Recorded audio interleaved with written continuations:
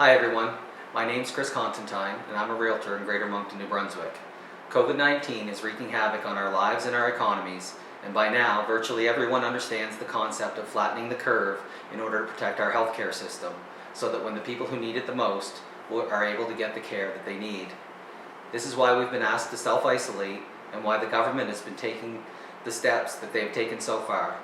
If we're very fortunate, they'll be able to stop the spread of this virus, or at least limit it to a manageable level. There's a second curve that the provincial and financial governments are taking steps and measures to work on and to flatten, and that's the financial impact curve. And that's the one that I've spent the last several days developing messaging around in order to help you, my family, friends, clients, and colleagues to more clearly understand. There's an equally urgent need to flatten this curve, and the window of opportunity in order to do so is closing very quickly, faster for some than for others. To illustrate this, I refer to one of my training materials from one of my mentors, Brian Buffini, that I have used when mentoring other realtors regarding the sense of urgency around getting your business up and running as quickly as possible. You see, a lot of us are going to become unemployed or self-employed in the near future. And in working with people who have transitioned from being employed to being self-employed, one of the things that we emphasize is that it's very important to focus on your finances and to prepare yourself for periods of not having an income. In Brian's materials, he refers to the importance of the first 100 days in transitioning into a new business. The examples that he gives are around the first 100 days of a new presidency, where policies and platforms are established. Brian obviously is American. He refers to the first trimester in the development of a baby, and he refers to the first 100 days of the transition from high school to college. Our government has learned from the last 100 days or so from the reactions of the virus in other parts of the world. We are fortunate to have implemented some of those best practices in an attempt to avoid what's happening in other places, like Italy. This virus can kill you and others, and containing it is obviously and rightly the government's #1 priority. The financial curve will not kill you, but make no mistake, it is very serious. It is going to impact all of our lives, either directly or indirectly. So please hear me out on this, and I'll do my best to relay this message as directly as possible. When I was a teacher, I regularly expressed to my students, as I have to my children, that food, water, and shelter are really the only essential things that we need in order to survive, in the most literal sense. As an illustration of how our banking and financial system works, I would always show them a movie, It's a Wonderful Life, and I always drew particular attention to the scene which portrayed the 1929 stock market crash. Again, if you can indulge me, I promise I'll pull this all together for you, and I really hope that we can all help each other and our government by flattening the financial curve as soon as possible. To set this up, for those of you who may have never seen this movie or paid particular attention to this part of it, the lead character, George Bailey, is taking over leadership of a local building and loan, which is similar to a local credit union. Circumstances have occurred in his life that have made it impossible for him to escape his small town and live a bigger life. He's just gotten married and is about to leave on his honeymoon. He and his new bride, Mary, are about to take a chunk of their life savings and finally go and see the world. The similarities between this scene and what has been playing out before our very eyes over the past 2 weeks are strikingly obvious, because they portray actual historical events, and human nature is, well, human nature.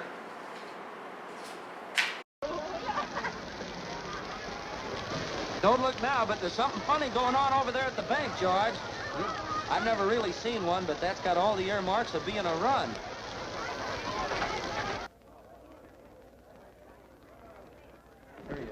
Now, just remember that this thing isn't as black as it appeared.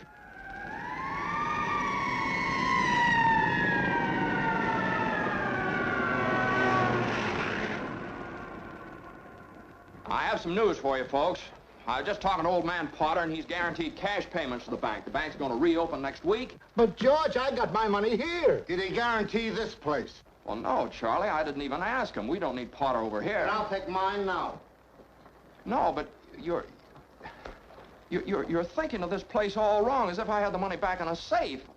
The money's not here.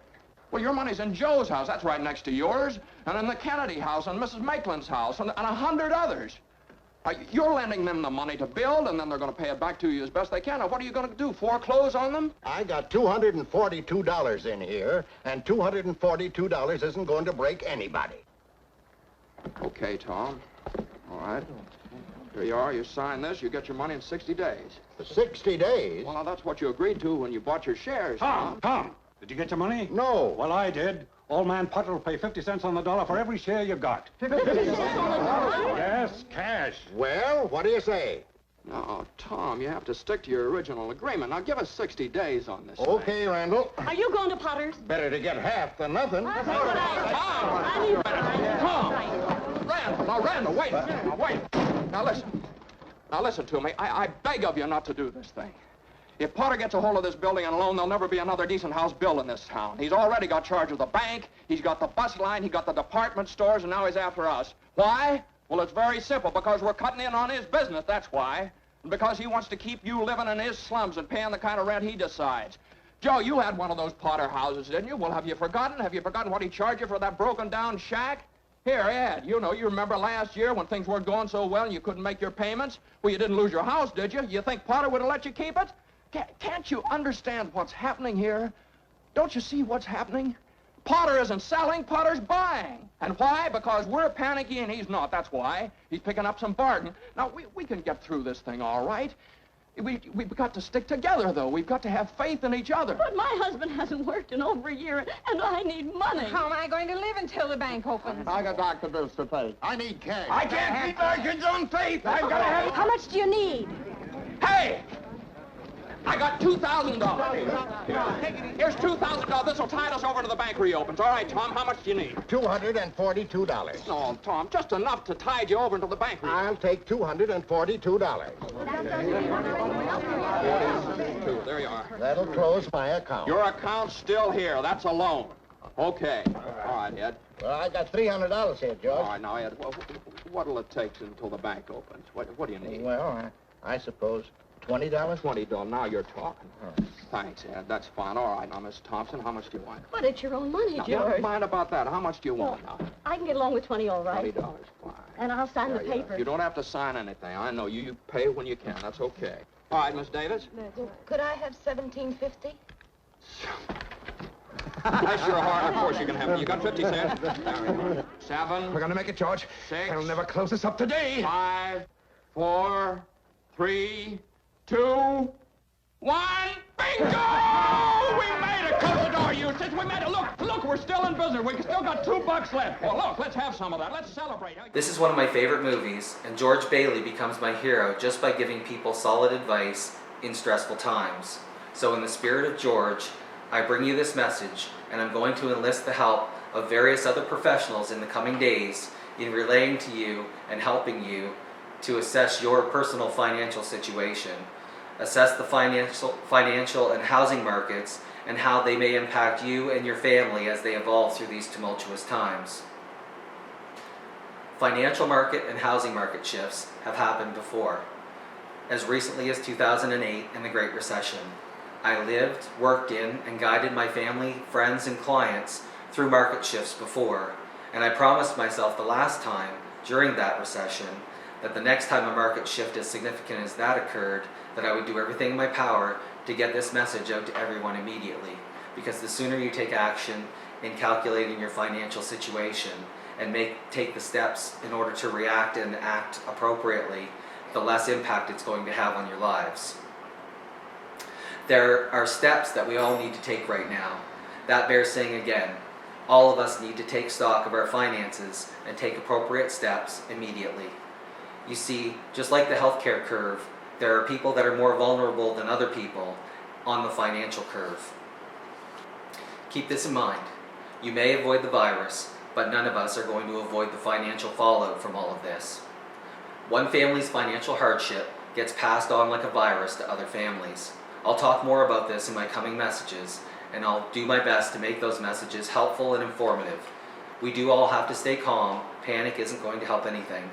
There is one thing that you all need to do in preparation. Many of you dislike doing this, but I hope by the end of this all of you will see the value and truly enjoy doing it.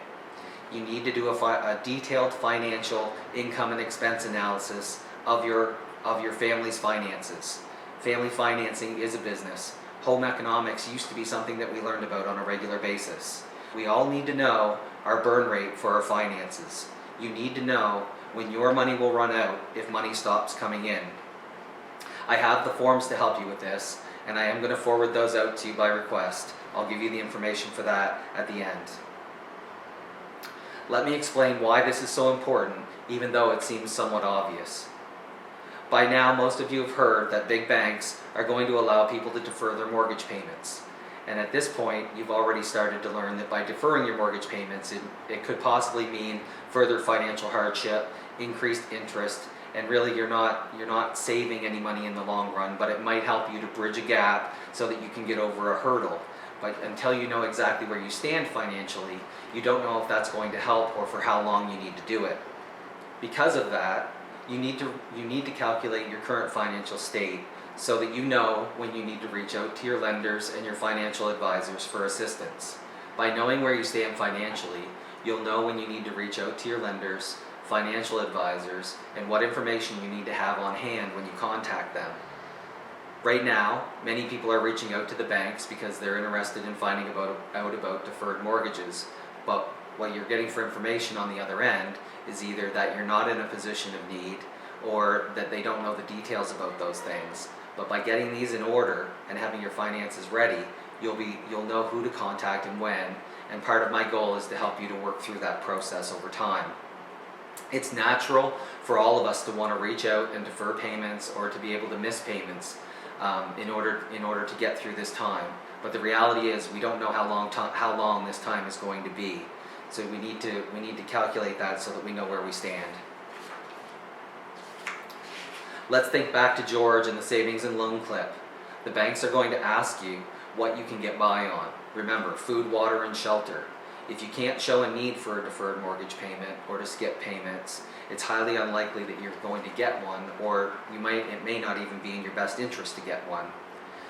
Let me throw this out there for you, and I'll go into more detail in the coming days.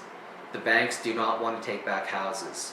We saw the financial and the housing market crash of the Great Recession in the United States, and it became clear to all world leaders that mass housing foreclosures can cancel a country's economy.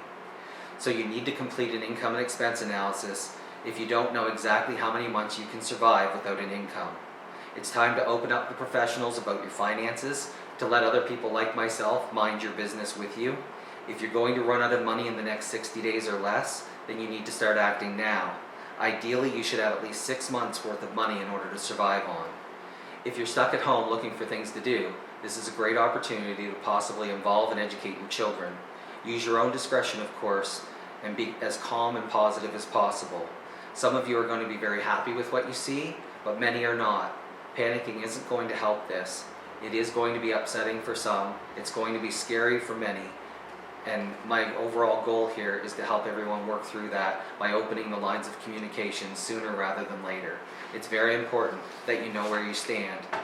Sometimes a good cry is healthy, but you need to step up and face whatever your reality is.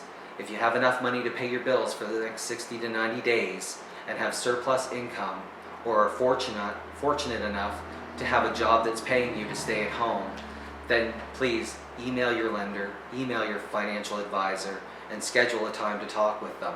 Make plans for what might happen. But hang up the phone, step out of line, and let those people that need the help right now get the help that they need. That way, when it comes your time to make your phone call, just like we've seen with the measures that have been put into place regarding groceries and toilet paper and those sorts of things, let the more needy step forward and get what they need. That's the financial equivalent of all of us rushing out to the hospital all at once, and we don't want to do that. So I'll be sending emails to my family, friends, and clients, and any of you that wish to receive them. And I'll be doing live online interactions. I'll publicly post, so you can feel free to like and share those as you see fit.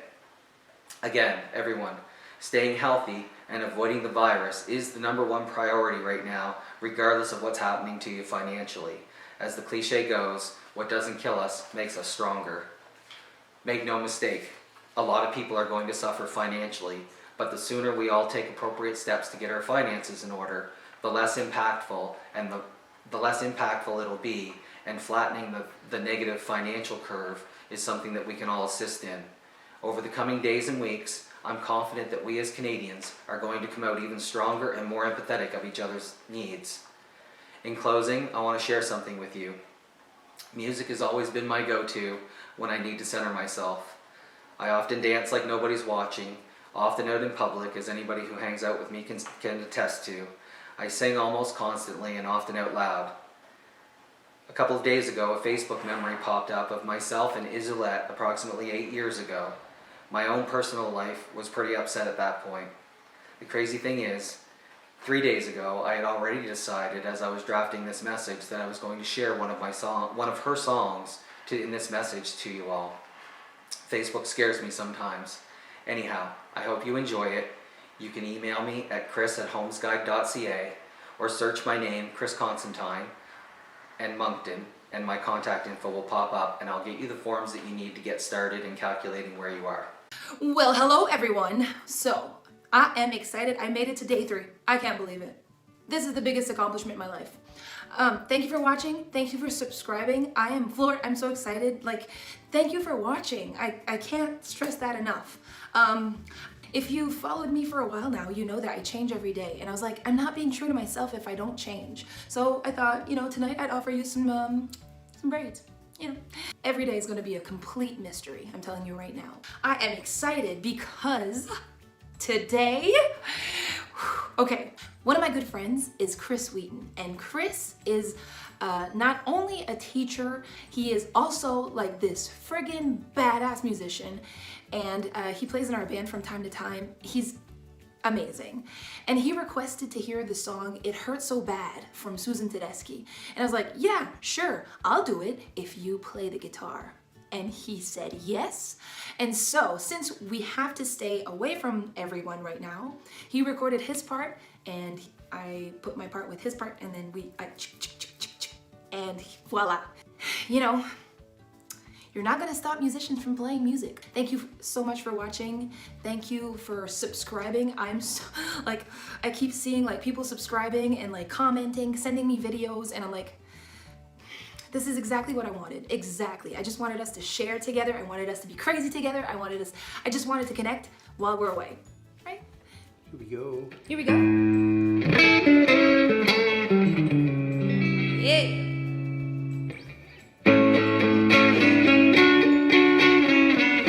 I miss the arms they used to hold me. The tender way we used to kiss. Oh yeah. I miss the way that you touch me. And I miss the sweet taste of your lips. I was a fool to ever leave you, but you were a fool to let me go. Oh, it's so lonesome here without you. But oh, how I miss you so. It hurt so bad.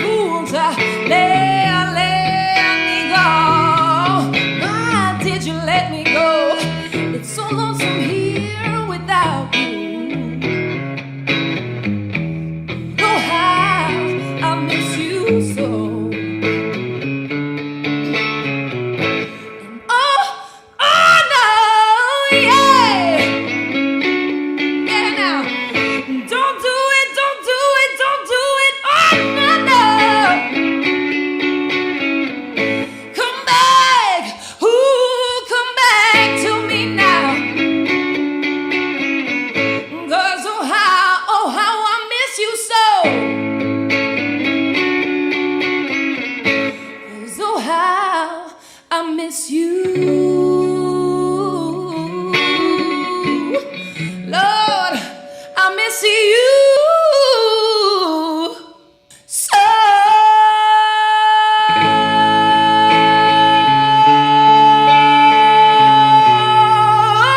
yeah, now. Thanks, Chris. Thanks, guys, for watching. Have a great night, everybody.